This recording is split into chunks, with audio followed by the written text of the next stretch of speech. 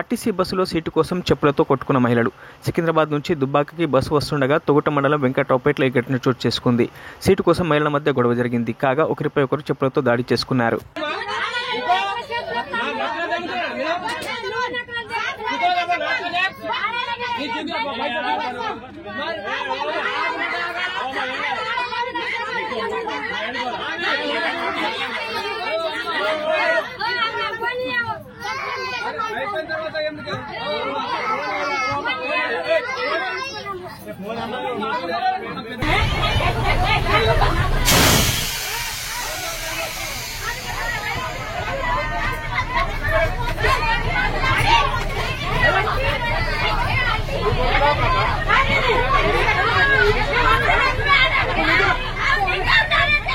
మరిన్ని అప్డేట్స్ కోసం మా ఛానల్ ని సబ్స్క్రైబ్ చేయండి.